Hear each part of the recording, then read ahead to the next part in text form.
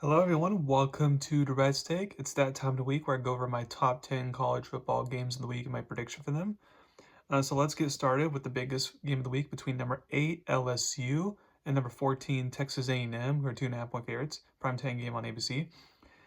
This is a really big game, obviously. Both teams still have tough opponents to play, which means the loser of this game will have to win out to make the playoffs, which you don't want to be in that position, especially since both these teams lost their big non-conference game.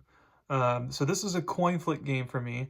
And with coin flip type of games, I'm going to rely on the home crowd to be a factor. Plus, I think Aggies coach Mike Elko has his team playing really good football right now.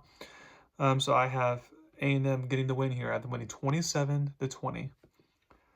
Next, you got number 2. You got 12 Notre Dame, 13.5 point favorites versus 24 undefeated Navy. New game ABC.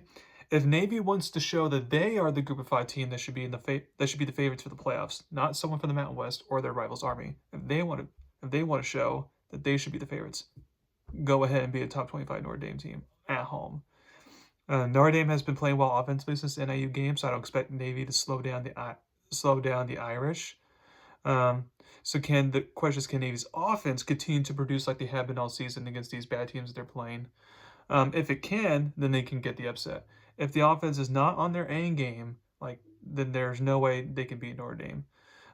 Remember last season, the Irish won this game, although being at Ireland, and it's a different team now, obviously. But the Irish won this game by 40 plus last year. So, therefore, I'm going to take Notre Dame to get the win here. In a fun shoot, I have Notre Dame winning 44-34. Next, you got number 3. You got 17 Boise State, 3.5 point favorites versus UNLV. Friday night game on 10:30 CBS Sports Network. For these two teams, this is their season.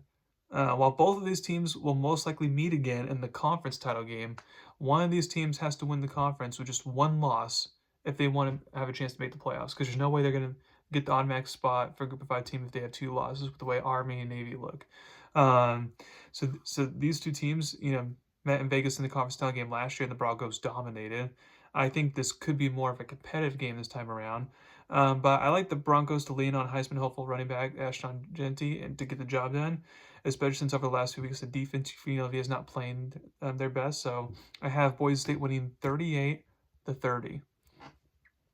Number 4, you get 20 Illinois versus number 1 Oregon, 21.5 point favorites, 3-3 game on CBS. The last time Illinois faced a top 5 team on the road this season, it did not go over well for them as they struggled to score. I think that will be the case once again. The question is, can the defense of Illinois make this a competitive game and contain Oregon? It would not shock me if that's the case, but I feel the talent of the Ducks would just be too much to overcome. So I have Oregon winning 27-10. Number 5, you got 5 Texas, 18.5 point favorites versus 25 Vanderbilt. That's right, Vanderbilt top 25, crazy. 4:15 SC Network game. In the NFL, I have the saying that when good teams get embarrassed one week, they play better the following week, if not win. That could be applied to the very top teams of college football. Texas, I assume, won't take Vanderbilt lightly since they saw what happened when Alabama did that, and they can't afford to lose 2 games in a row if they want to make the playoffs. I'm not sure if the Longhorns can cover the spread, but I do think they get back on track and win the game. I have them winning 38-24. 38-23. And then number 6, you got Syracuse versus 19 Pittsburgh, 6-point favorites. Is tonight's game actually a good Thursday night football game on ESPN. A lot of people assume that Miami and Clemson, maybe even SMU, are headed to the AC title game, but Pittsburgh is undefeated and has something to say about that.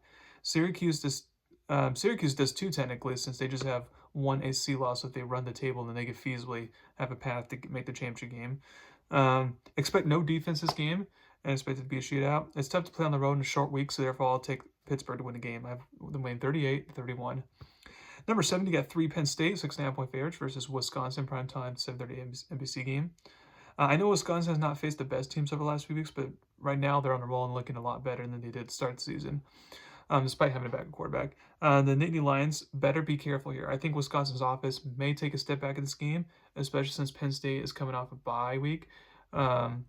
So they will have fix their issues from the USC game 2 weeks ago. Maybe this game's close, but I like Penn State to remain undefeated here. So I have Penn State winning 27-17. Number 8, you got Cincinnati versus Colorado, 5.5 point favorites. Late night kickoff, 10:15 ESPN game. The winner of this game makes a bowl game, which is crazy since neither team made a bowl game last year. However, both teams still have their sights on the Big 12 title, more so for Colorado since their schedule is easier down the stretch. Cincinnati is. But the winner of this game, remains in the conversation for that. Cincinnati is a team that gets very hot and cold. Like one half they can score 24 points, like dominant. Another half they can score 0 points. Like that's how consistent they are. While Colorado is not a perfect team by any means, I know what I get from them. So I would take Coach Prime to get the win and get this team bowl eligible. I have them winning 31-23. Number 9, you got 22 SMU, 11.5-point favorites versus Duke, 8 p.m. ACC Network game. Another underrated ACC game where both teams are still in that race for the ACC title, technically. I know this game's in Durham, but I think Duke could be exposed here in this game.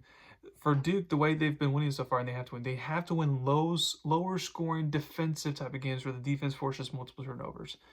SMU has only had one bad offensive game all season long.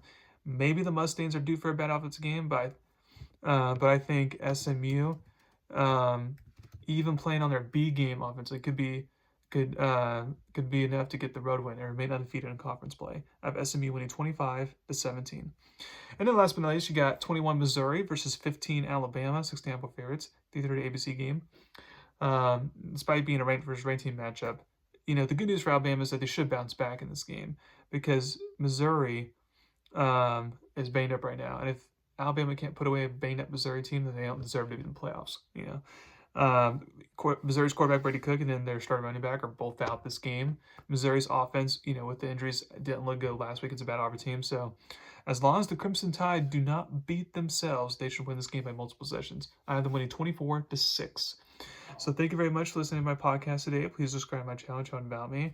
Just as a reminder, the NBA season is underway as well, so be watching out for that. Thank you very much, and y'all have a wonderful weekend.